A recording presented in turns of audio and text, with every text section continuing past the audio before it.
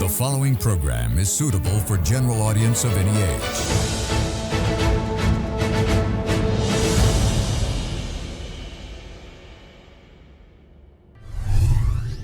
Tonight, we discuss the fundamentals of condominium law in Sri Lanka. What key legislation governs this area of law?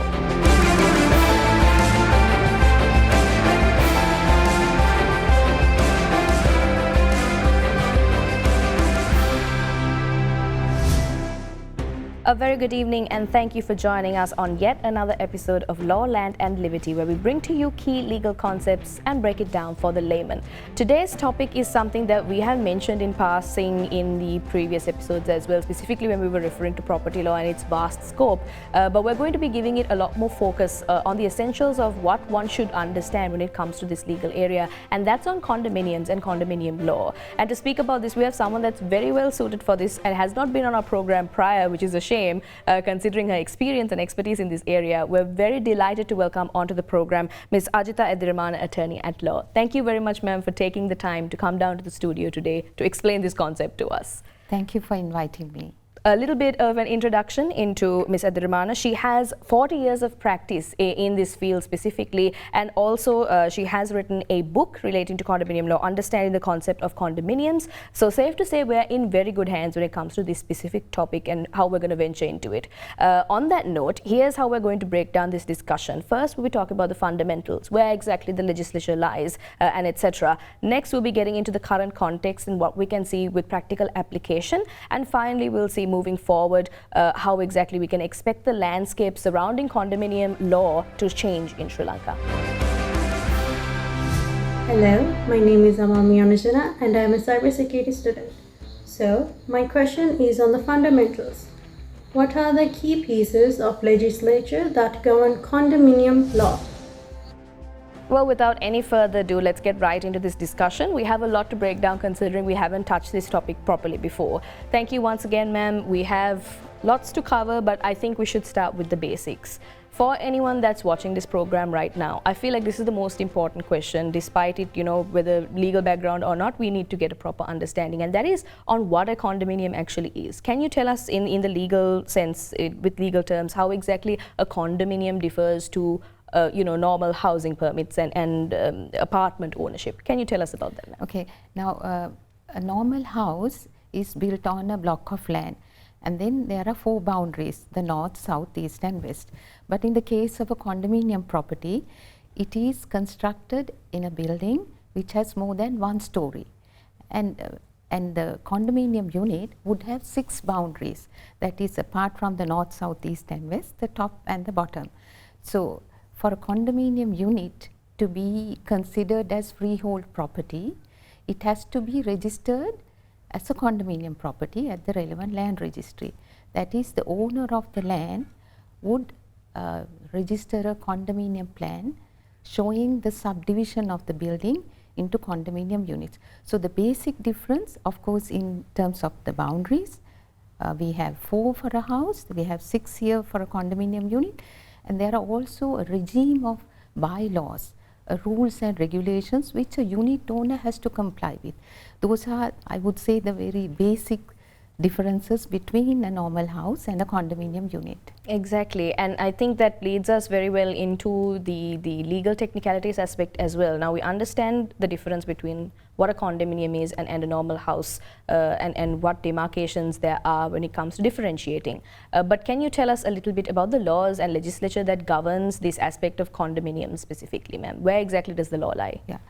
Initially in 1970 there was a Condominium Property Act, but that was subsequently repealed, and then we had the first apartment ownership law, which is law number 11 of 1973.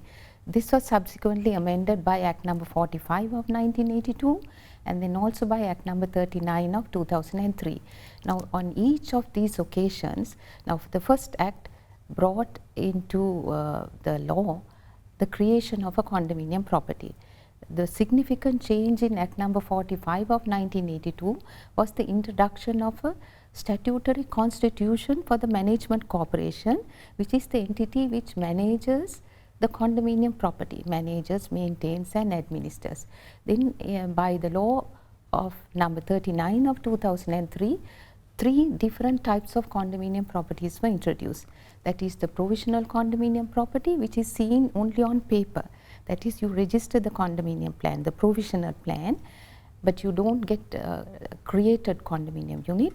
Then we had the semi-condominium property, that is of units which are completed, habitable, but not the entire building is not completed. So there was an opportunity to register semi-condominium property for those people who are in occupation.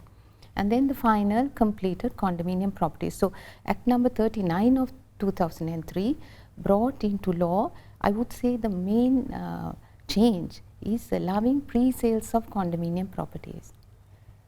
So that's the law that governs apartments, commercial and residential condominium properties. Exactly. I think the most curious aspect is in modern day as well, we see the fact that there is the ability to register before completion as well, and for the common individual to understand exactly how condominium properties and the laws surrounding it work is essential, considering how infrastructural developments have gone about, and we see condominiums popping up more often than not, the ability to reserve future condominiums as well. I want to ask you specifically relating to the authorities that govern condominiums specifically and the construction and maintenance of such. Can you tell us about the Condominium Management Authority as it is mentioned in Sri Lankan legislature? What is the function of this authority and how exactly, what is its scope under Sri Lankan law, and specifically when it comes to regulating shared properties as well and of course apartments, how exactly does it function? The Condominium Management Authority is the regulator of condominium properties. Now, Condominium Management Authority came into existence under Act number 24 of 2003. That is not the apartment ownership law. That's a separate law entirely, which has laid down the powers, the functions of the Condominium Management Authority. Now, this regulator has a lot of powers. For example, to ensure that the common elements and the common amenities of a condominium property are satisfactory, and also to demolish unauthorized construction. That is, if a condominium unit owner constructs something which is not depicted in the approved condominium plan, then after of course a series of, there are certain procedures, the Condominium Management Authority has the right to demolish. Then also there is another very important function, that is of holding inquiries. People have lots of disputes, complaints. So the authority has the power to look into an inquiry and then give an order. So that is basically the functions and the powers of the regulator. Exactly. The regulator is a very curious position as well, specifically in the current context. Can you tell us, ma'am, just out of your experience and understanding in this area as well, now we understand that there's legislation in place and there is an authority as well. In Sri Lanka's context, this is a question that could have come later in the discussion, but just to preface moving forward as well, do we see an effective implementation of these legislations through the authority? Is it the management happening accurately, or is this authority or governing body, the regulatory body, is it actually functioning to its effective capacities, or do we see room for improvement? I would say, of course, they are trying. I would say there is a lot of room for improvement, a lot of functions, a lot of things that they can do in the future. For example, now there's something which the Act has given the authority power to do, which I feel should have been, observed in the case of a building which is constructed but which has not become a condominium property. Now, if it is registered as a provisional condominium property, as I told you, there are 3 different types, that is seen only on paper while the construction is going on. If it is registered as a provisional condominium property, now at this moment I have to tell you, it has not been made mandatory to register a provisional condominium plan. Now, if the authority makes it mandatory, then in terms of the CMA law, which I mentioned earlier, the authority has power under section 9 to call for progress reports. These progress reports about the construction has to be submitted quarterly. Now, currently what we see happening in the field is that lots of developers, for various reasons, they just do not register the provisional condominium plan. Now, as a result, the CMA doesn't get to the, that power which it has to monitor the progress of construction. So there are certain things which I feel that the CMA could do, and I believe they are currently trying to adopt new regulations. So probably things may improve.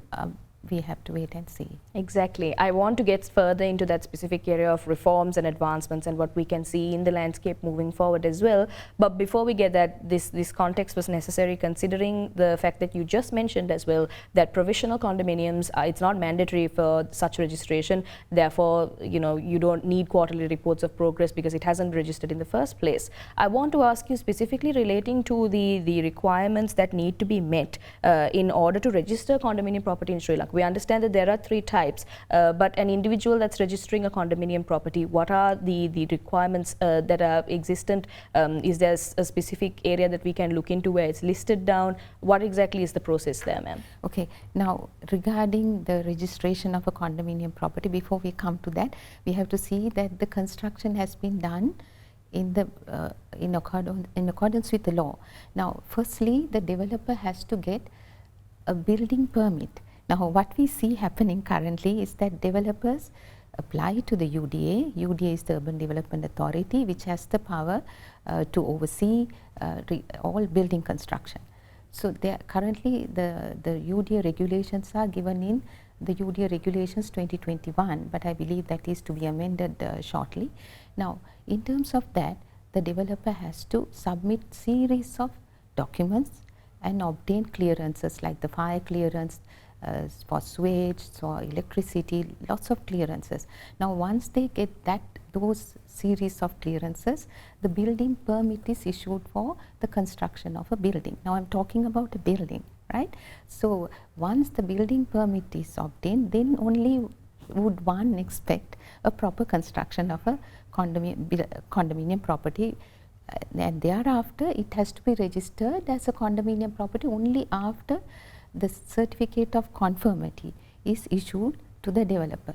So, one has to see whether the building permit has been issued, because nowadays we see the developers just getting the preliminary planning clearance, which is called the PPC, that merely indicates the series of clearances that the developer has to get, but that is not the building permit.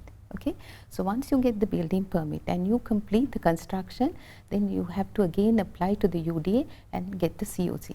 Once the COC has been obtained, then the developer goes to the CMA, gets the CMA certificate. When all those documents are there, then the developer files a deed of declaration at the relevant land registry or the title registry, depending on where the property is situated.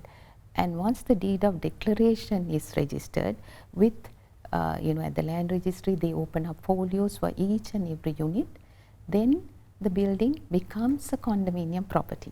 And upon registration, one important thing that happens is the creation of a legal entity called a management corporation. So, that is how one creates a condominium property, starting from the building. The condominium plan is also important. I may have missed that out, because the condominium plan depicts how a building is subdivided into units. So, the condominium plan and all the other documents are submitted to the land registry along with the deed of declaration for registration. Exactly. And a question of curiosity, ma'am. Now, this is all on the side of the developers and those that are corporations that are building the condominium units.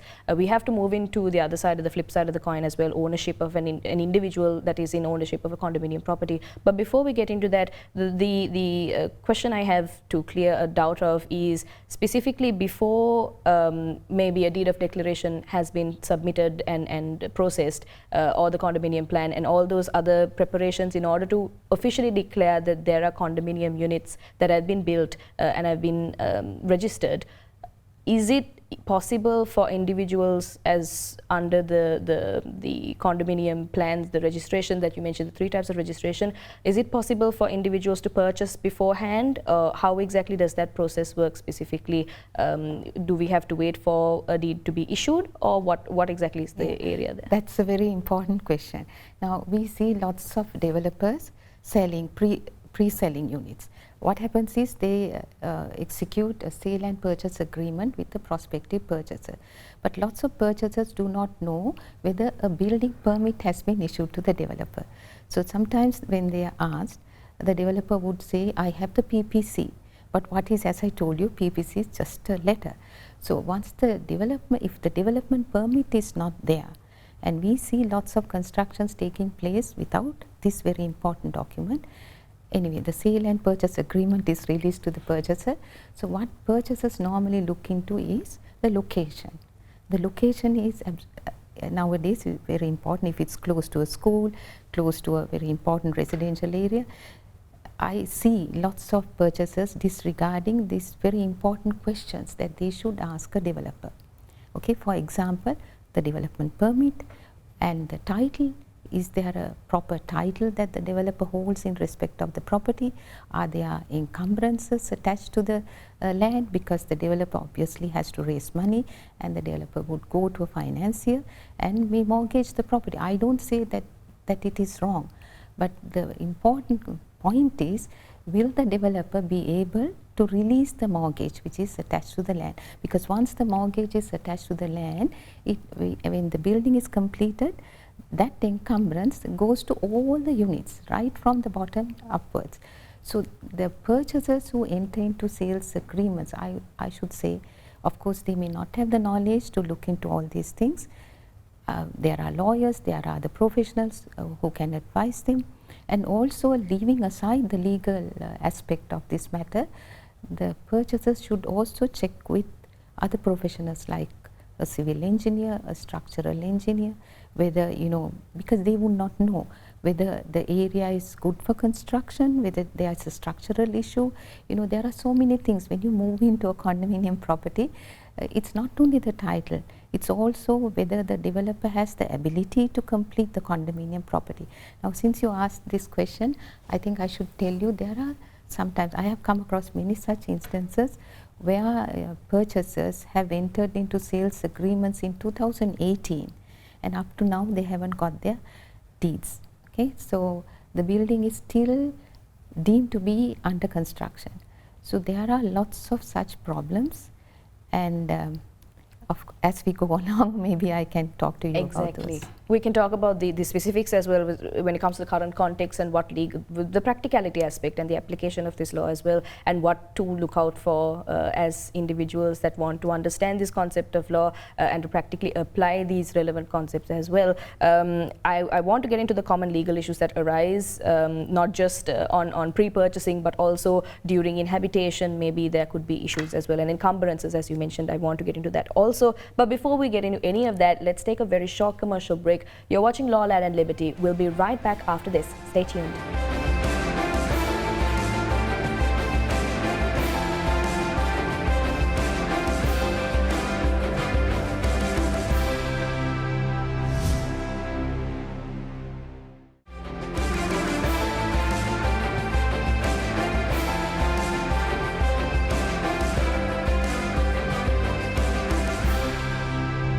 Hello, my name is Pujana.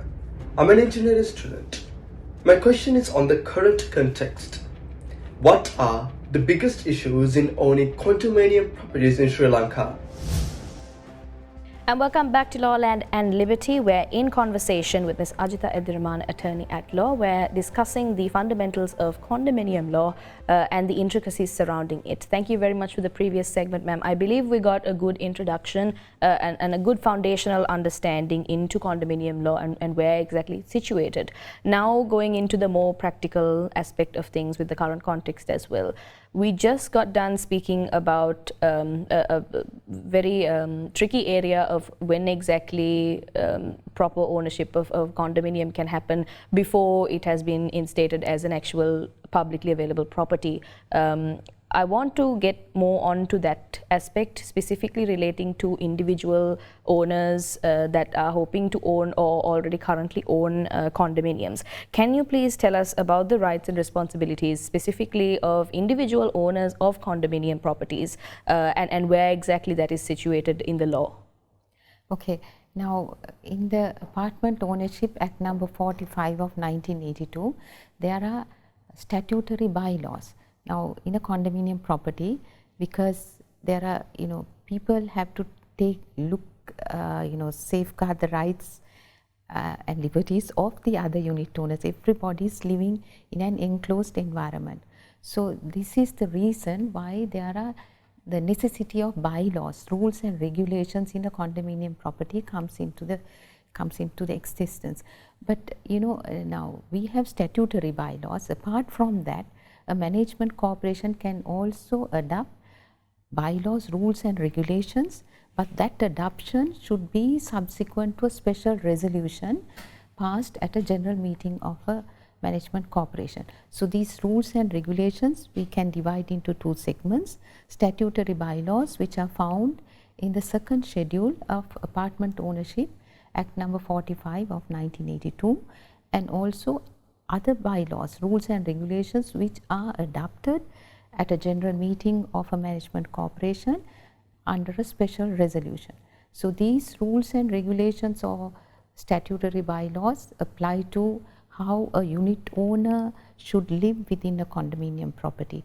For example, that they should not do anything which would be harmful for another unit owner. Then you may have other bylaws as to how you should use a swimming pool, and also that you should not throw anything out of a window, because of course there are people walking beneath and they can get injured. So there are lots of rules and regulations when one lives in a condominium property, in a subdivided building, unlike living in one's own house.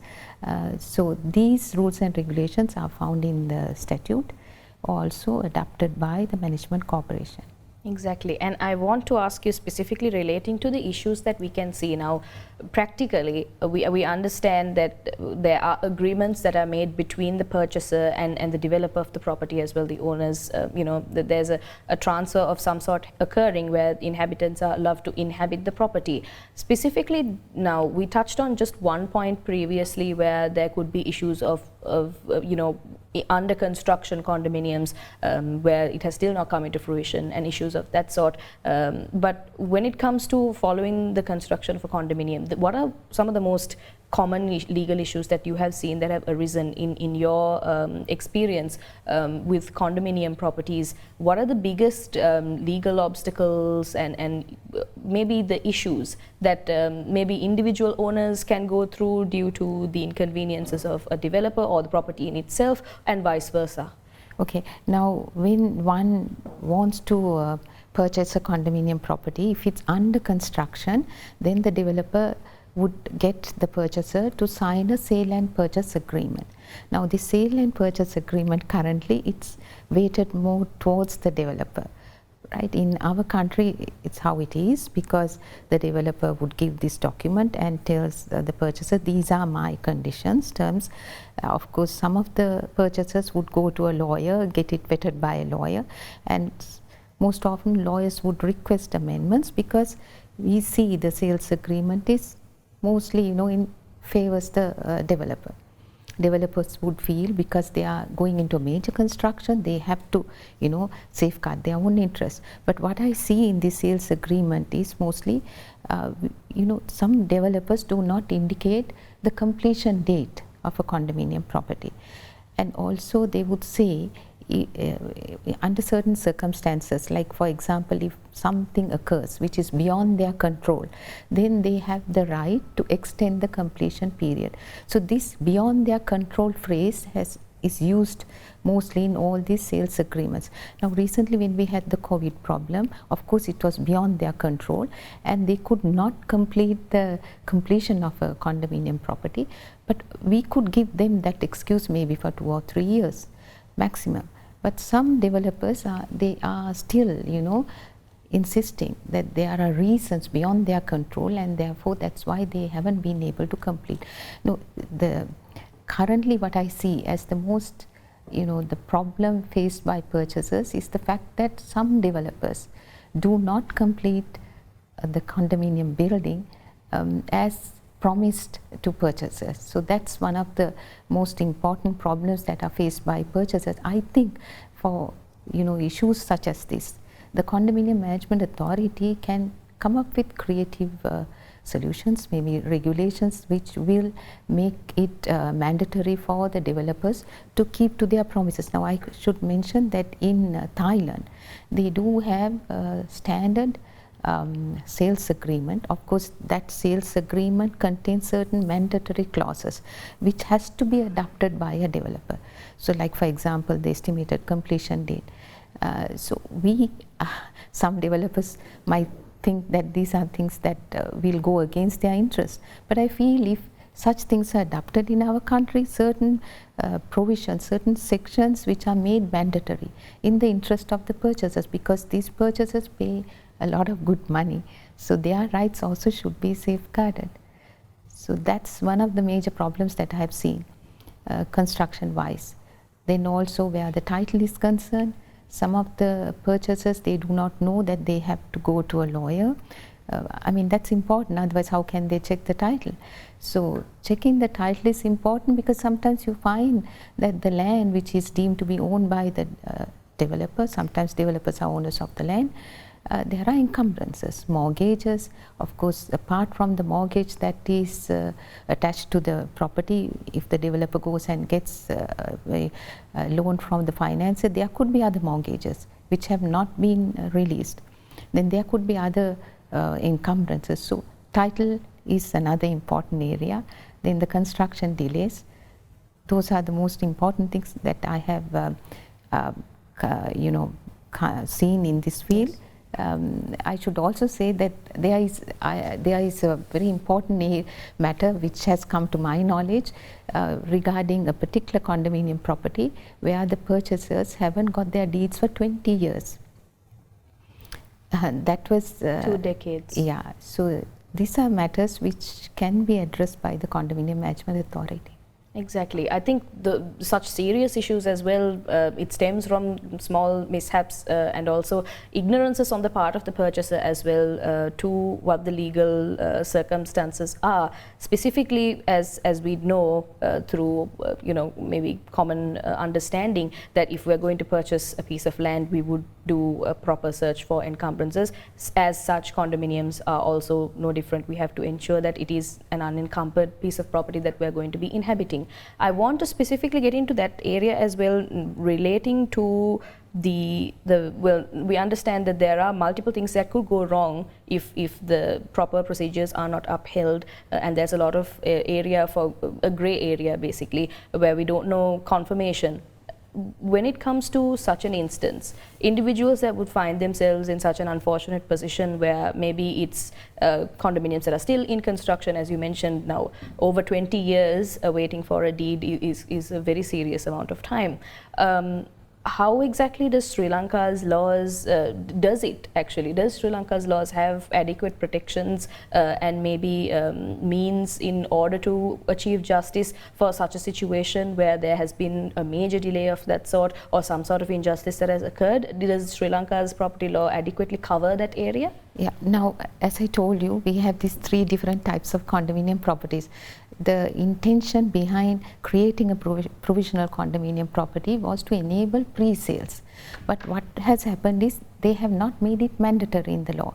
We have the laws, but there are certain weaknesses. Now, if they had made provisional condominium registration mandatory, then when at the time the developer registers a provisional condominium property, it gets caught to the ambit the monitoring aspect of the Condominium Management Authority. As I told you, the CMA under its law, under section 9, makes it mandatory for a developer to submit these quarterly reports indicating the progress of construction.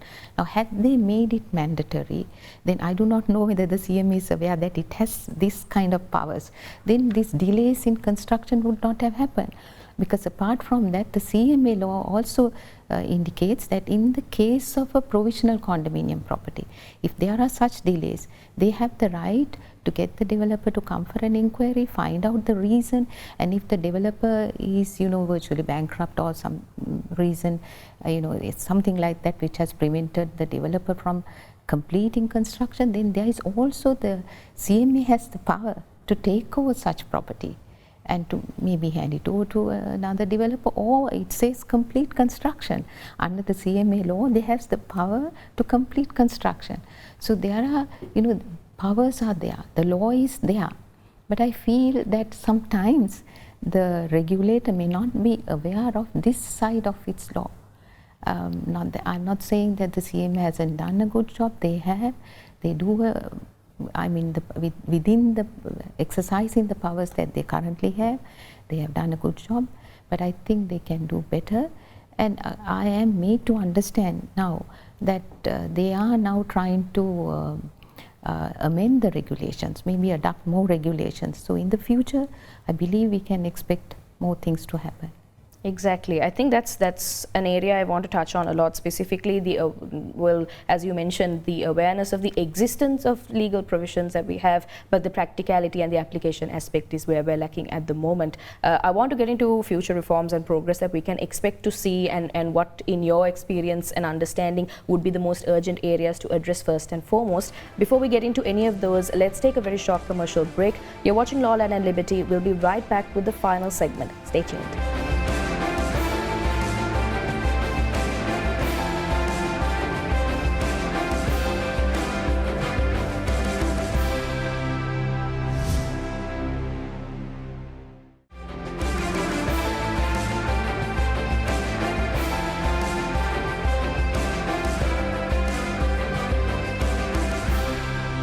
Hello, my name is Shani Fernando and I'm a law student.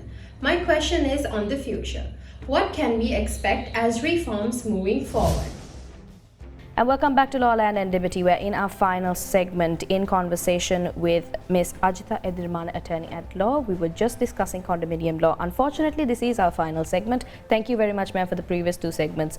It's a vast area, but I believe with the time that we have been allotted, we have covered as much ground as possible. Moving into our final segment, despite not having much time, I think this is one of the most important areas. We've spoken about the fundamentals. We've spoken about the current context and what the biggest legal issues you have seen are. Now I think it's important for us to give a bit of focus into the future as well.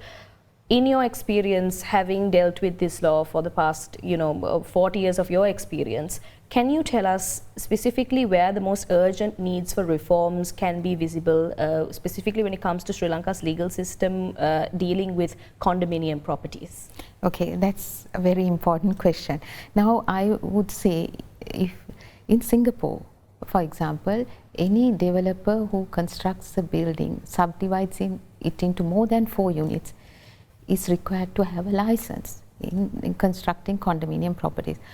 I think we should have something like that, because in our country, I don't say that we should make it a burden for developers, because when we have such a license, the issuing authority, most probably the condominium management authority, will look into the background of a developer. How many condominium properties have they done? Has it been completed satisfactorily? And were there any problems? Do they have the manpower to do future construction? So they will renew the license maybe after 2 years or whatever, looking into the background of the situation, what the developer has done in the past. Now that is how it happens in Singapore. Now in our country, currently I am made to understand we have about 37,000 completed condominium properties, both residential and commercial. And if you take the entire country, I believe it could be even 40,000. And there are other condominium units under construction. So this is a vast area. So if we do not regularize the law, make it mandatory for a developer to have a license, because it's both in the interest of the developer and that of the purchaser. And I should also stress, it should not be made a burden for the developers, because we need this industry to develop more.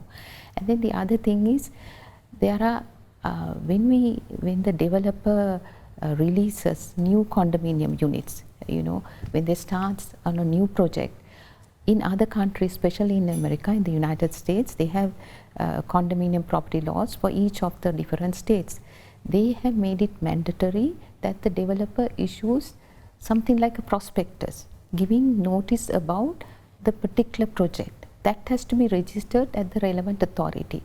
So the purchasers gets to know how many units, what is the price, what is the budget for the first year that the unit owner has to pay as a contribution, then everything, what type of facilities will be provided, what are the parking rights, everything. I mean, there are lots of things that they release. So I'm wondering, why don't we have something like that?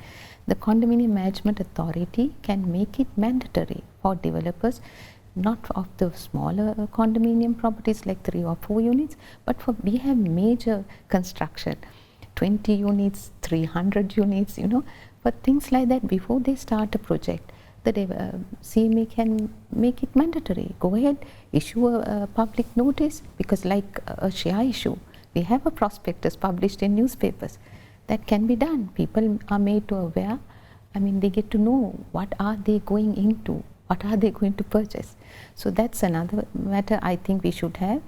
Of course, there are other things which I have suggested, but we believe something good can happen in the future. Exactly. Now, we do have a little bit more time left, specifically relating to now. I actually wanted to ask you how we compare in an international scale as well, but I believe Singapore's example is an adequate answer to that, specifically just how much we can actually adopt from other restrictions as well, specifically when it comes to the responsibilities allotted to maybe the developers and also owners of more than one unit as well.